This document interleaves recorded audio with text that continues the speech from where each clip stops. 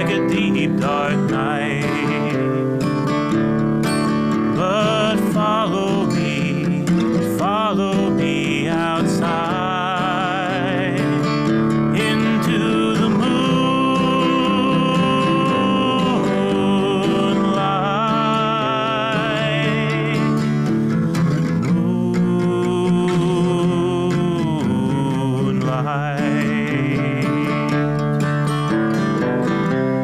Welcome to the Wild Rose Moonlight series.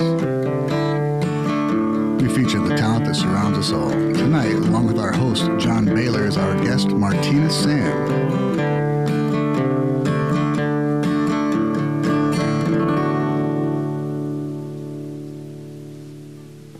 Hey there, thank you for joining us for Moonlight.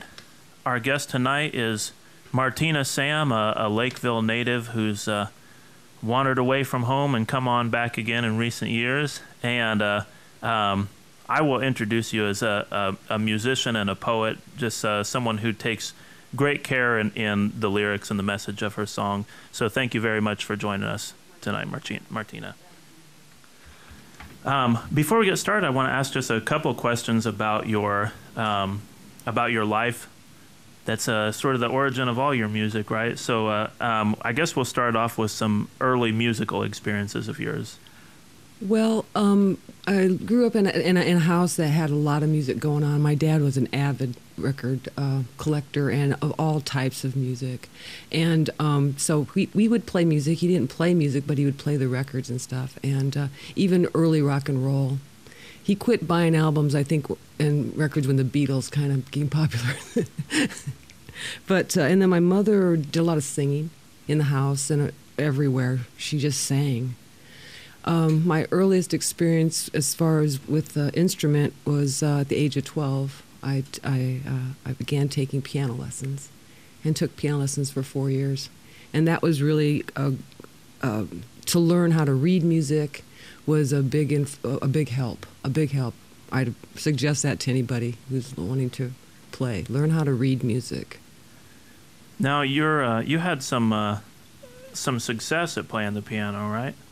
I thought so. I mean, it was always a lot of fun. I loved the recitals, and then I actually won second place at this statewide competition with the American Legion Junior Auxiliary, and I won second place there, which was like pretty big deal for me at the time. Yeah, right. Yeah. Now I don't think of you as a piano player when I've been around you. This is usually what you've had with you. Right. Do you still play a lot on the piano? Not a lot, but I do like to. Play. Still like to play music on the piano. Yeah, and to read music. Yeah, but I don't do much. Yeah, right. And so then when did you pick up the guitar? I got my first guitar when I was about 16. And started just learning chords and playing music like that. I can't read music for a guitar. I don't even want to. So I'm just a chord person. Yeah. And but it's easier to carry than a piano. Well, the piano's like sheet music turned on its side, and the guitar is not. Right. I also play mandolin, and I was able to I took a few lessons in mandolin. And it's, again, mostly a chord instrument for me and picking. Mm-hmm. Yeah. I want to get into a little bit of your, what you might call non-musical life story, just because I see a lot of connections, mm-hmm. potentially, between the decisions you've made in your life and then what you're trying to do with your own music. Mm. So when you started growing up a little bit, and now I want to leave the first 10 years alone, or the most recent 10 years of your life alone for just a minute, and say, what did you do in your young adult life? My young adult life? I have 2 children, and I was a mother at the age of 21. So when the kids came along, I did a lot of mothering for about 20 years. Yeah.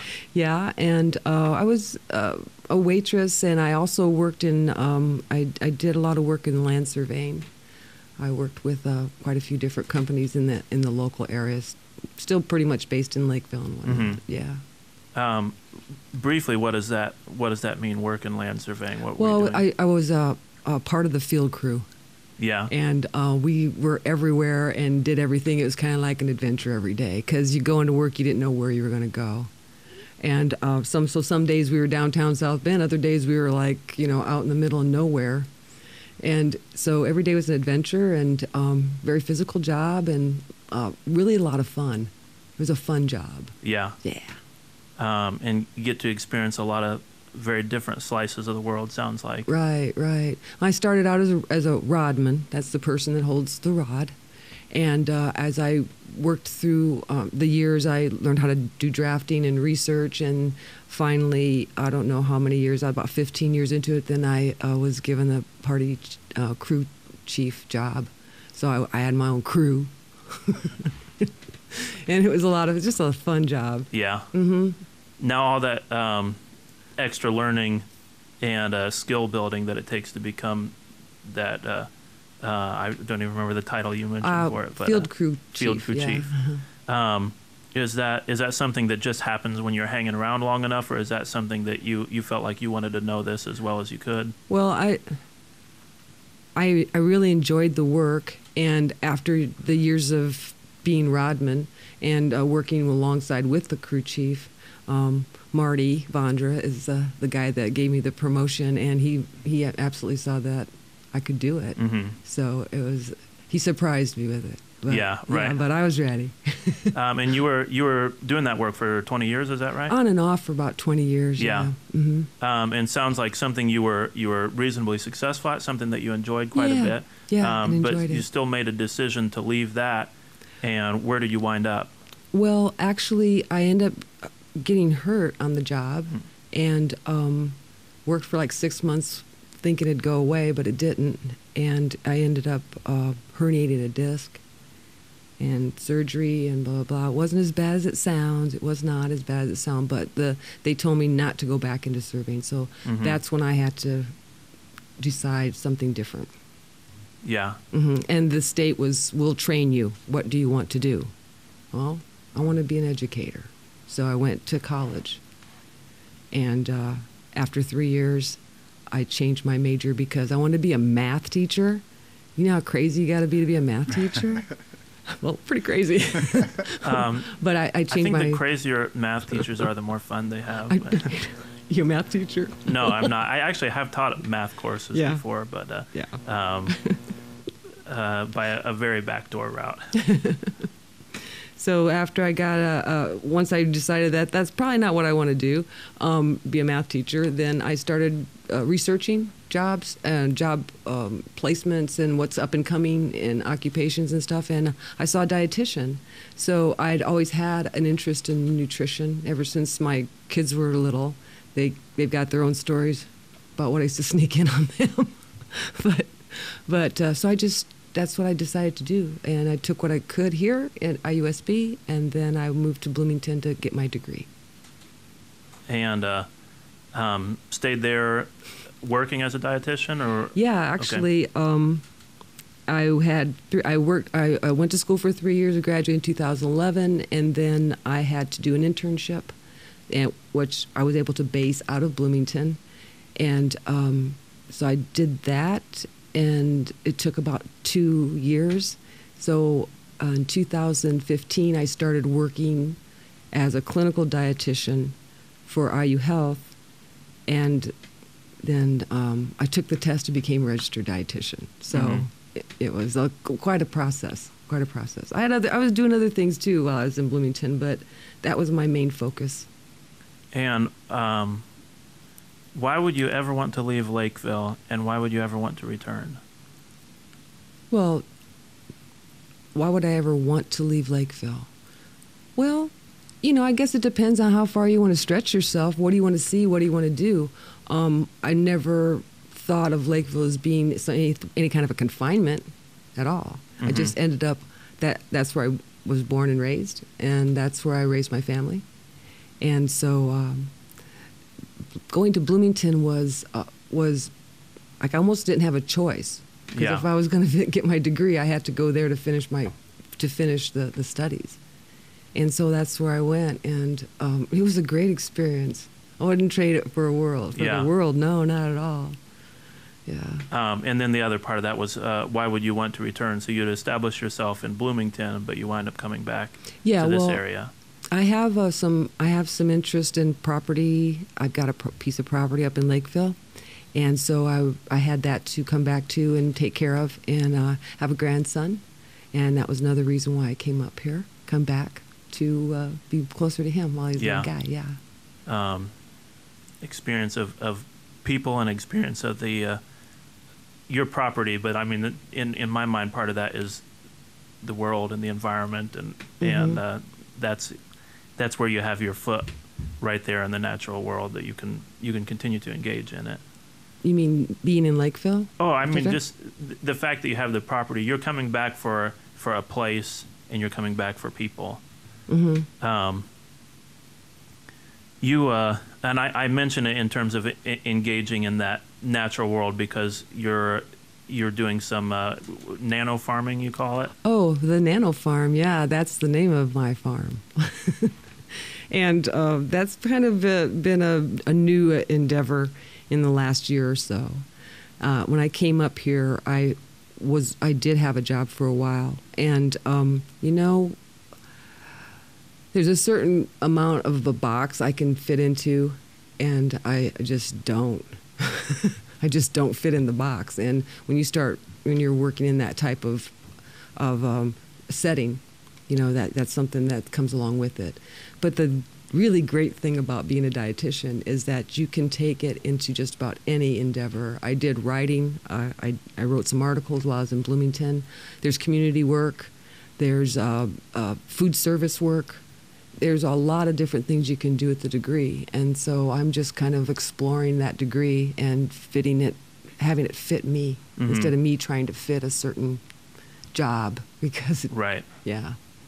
That exploration, or at least the willingness to explore when you're in a strange situation, seems like it's kind of a theme that comes back in your life.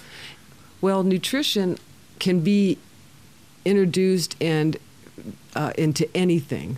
I did an open mic down in Bloomington, and I put together what I called NEON, which was the Nutrition Education Outreach Night. So I did a nutrition theme for every open mic, and then people would play. I'd go up and we'd do this nutrition thing and quizzes and handouts, and people loved it. Yeah. Yeah. So I guess my point is nutrition can be worked into just about any situation, and it's pretty valuable. Yeah. But I'd say that, wouldn't I? I hope you would. Yeah. If that's what you're doing with your life, it's nice that it's something that's valuable. Mm-hmm. We'll come back to the conversation, but I do want to get a little bit of music rolling here. Yeah. So you've got a few songs for us. What are you wanting to play for us? You want me to name the songs that I'm playing now? Oh, if you want to keep the name a secret, that's fine. No, I'm just your next song right here. We'll do one, and we'll come back to conversation. Okay, well, the first song that I'm playing, the title of it is "Look in the Mirror," and a lot of my songs I wrote quite a few years ago. I just want to say that when I started going to school and pursuing my college and internship and whatnot, I put a lot of stuff aside, and music was one of them. I mean, as far as writing and things like that. So this song is, well, it's a song I wrote many years ago, but it's all my songs are relevant. They don't really change. The message is, not changing. Yeah. Yeah. Okay, well, let's hear A Look in the Mirror. Okay, look in the mirror. Here we go.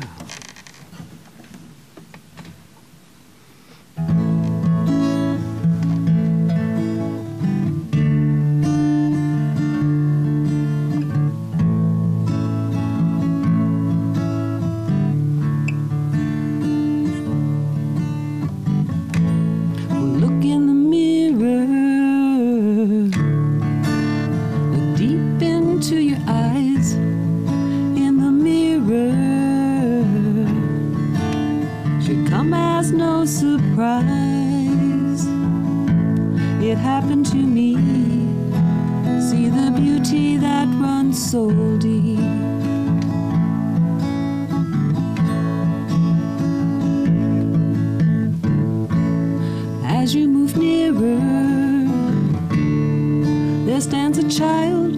small and weak, moving nearer.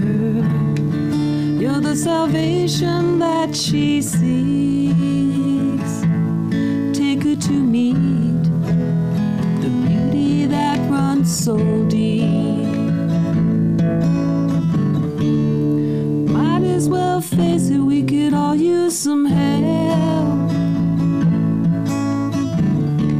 And sometimes we can be hardest on ourselves. For past imperfections we stumble and learn, while deep down inside your beauty waits while you turn.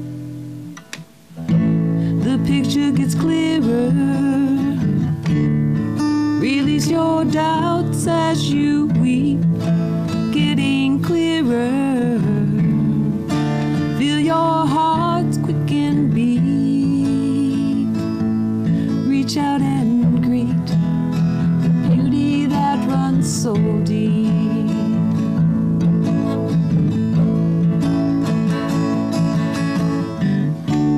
You might as well face it, we could all use some help. And sometimes we can be hardest on ourselves. For past imperfections we stumble and learn, while deep down inside your beauty waits while you turn. Look in the mirror, look deep into your eyes. In the mirror, you touch most tenderly. Embrace and lean on the beauty that runs so deep.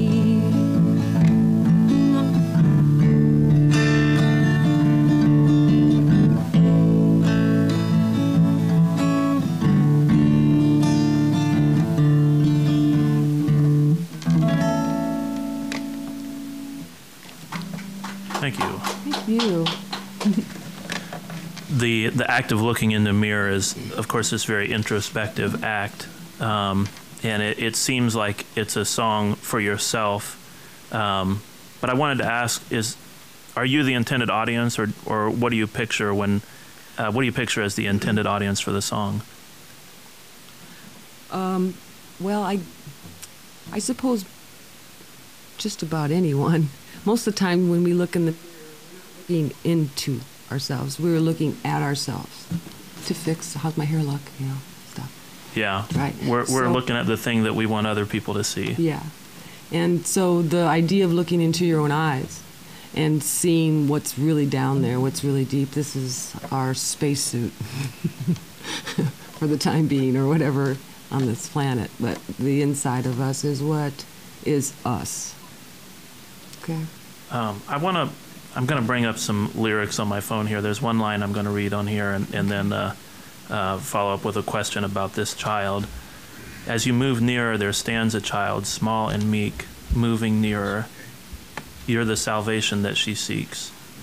Take her to meet the beauty that runs soul deep. The child doesn't sound like it's the perfect thing that's inside of you, because it's something that you say like needs salvation. It needs like some kind of, it needs to be realized. Mm-hmm. What is a child, and what's the importance of that image in the song? Well, the child is that child in all of us. I mean, we all have that inner child. And so that's what I'm singing to. And many times that's maybe the most hurt part of ourselves is our inner child. So that child needs the adult, you, to take it by the hand and help it understand how beautiful you really are. How beautiful the child really is. So like saving the child then is not becoming the child, but it's like it's uniting different parts of yourself. Yeah, that's a really good way of putting it, John. Exactly. Yeah. Yeah. I like that. Yeah. The child needs saving in most of us. Mm-hmm.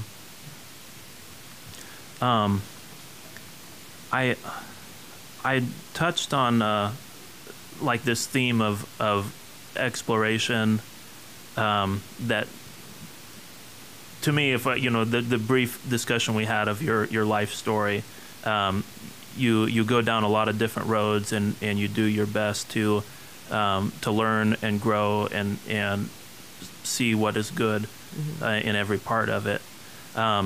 So that exploration seems like something that's important to you, but also with the nano farm and with your work as a dietitian, then it's like taking care of yourself and the health of the body, and the health of your mind, as far as like getting a degree a little later in life, maybe some of the other academic writing that you did as a dietitian.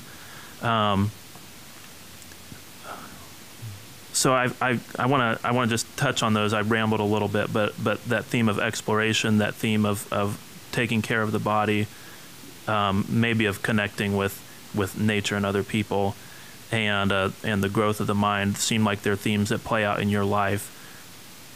Are those themes that are they present in your music, and are the themes of your life? Are they present in your music, or do you try to make them present in your music?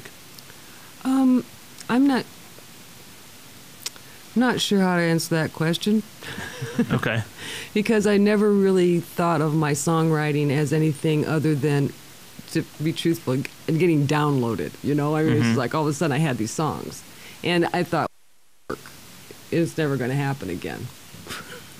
and for a long time it didn't. Yeah. But so when it comes to what the music means, it just comes out. It just comes out. I'm messing around on the guitar, and I found a really great chord pattern, and so that runs through my head for a little while, and then the next thing I know, I've got some words that are starting to come through, or whatever, and right. It just kind of really shaped itself. The part of the reason why I asked the question is just because there's a lot of meaning in the songs that you're writing. They're not just something, and this isn't necessarily a bad thing. Some songs are just something that sounds good, and that's all there is to it. Yeah. And some songs are striving for something that's a little deeper than that. And if you have an idea that's just coming to you, it's just being downloaded, into your mind or your voice or your hands, is there any element of trying to figure out what's the message? How do I make this message come across? Or is it all just what flows out? Well, I did develop a certain style then of writing. I wouldn't say that lyrics are always first, because they're not. Sometimes it's the music, sometimes it's the melodies. But I came up with this style of creating the words, especially the lyrics, creating those that it just worked out really well. I mean, I use parentheses and and just switch and swap and write it all out in longhand form, and then go back and kind of pull what I need to get the message across once I can create the message in detail. Yeah. So does that mean you're writing a lot of material and you're pulling a lot of it, cutting a lot of it away? Is that well, I think every songwriter would probably agree that you can only make a song so long. But yeah, I think so. Yeah. I think it's like you expound it. You get as much of it as you can out, and then you have to narrow it down to fit the measure of time that you have to sing a song. Yeah. Well, the other approach that you could have, though, is just come up with one simple idea and then repeat it 7 times throughout the course of the song. Could do that. Yeah. So it's in discussions that I've had with songwriters, I don't hear too many that highlight that cutting away, that sort of editing process of build up the big idea, and then you sort of cut away until you get the jewel that's left in all the the dirt, those other ideas that weren't quite good enough. Yeah. Well, everybody in their own style, of course, and that's just the way it kind of happened with me. I haven't really been the person to like try to hone my songwriting skill. It just happens the way it happens, and I might be doing it long form or long-handed, but you know, it's just the way I do it. Yeah. Well, there's. I want to be cautious about the implications of saying this, but there's a danger in honing your skill. I think it should be done, but there's a danger that you're not, you're no longer looking in yourself. You're no longer like finding that child or whatever that spirit is that puts those ideas in there. It can be limiting. Right. Yeah. You if you build too much on what you know, then you're not doing enough of listening to what's in there. That's a good way to put it. Yeah. Mm-hmm.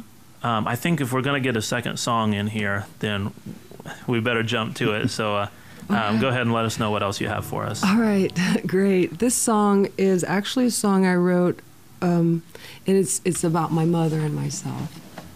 And it's called Toast and Tea, and it's a true story. All right, let's see.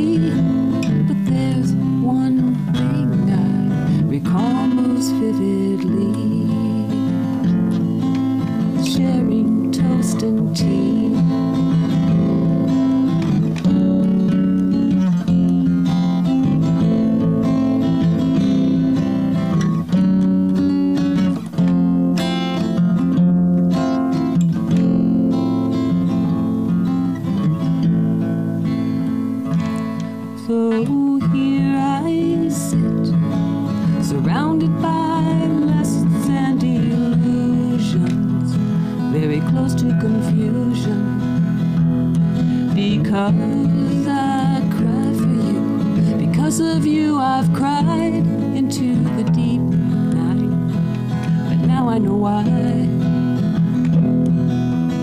Stop and listen is all we have to do, but we try so hard to change each other's views. In the grip of conclusions, it's sometimes hard to see. There's one thing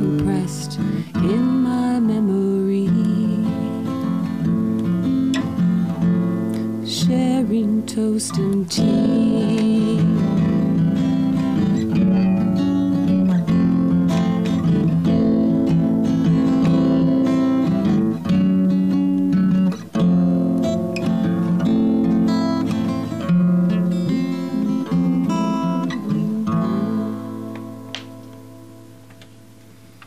Thank you. Very nice. Very nice. That simple image of toast and tea, coming back when there could have been so much memory of the conflict and disagreement is this really nice, a piece of bread and a piece of tea, just very, very simple things that you have there. Yeah.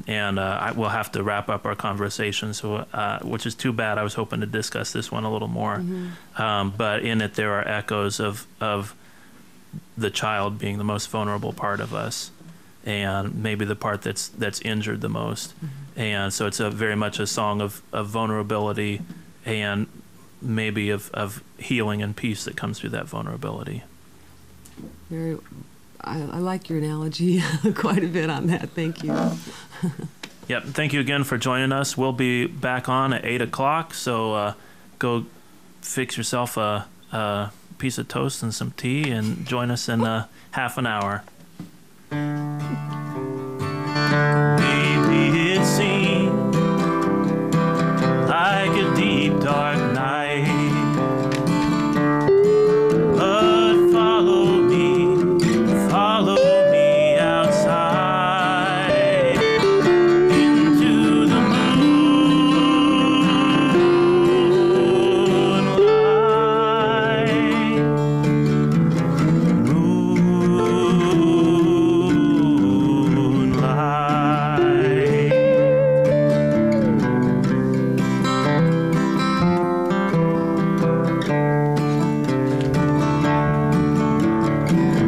Moonlight series is brought to you with a lot of help from the Gibson Foundation, Gibson Insurance, Marshall County Tourism, and the Marshall County Community Foundation. Behind the scenes, we got George Schricker, Katie Smith, Howard Gibb, and Jennifer Reed.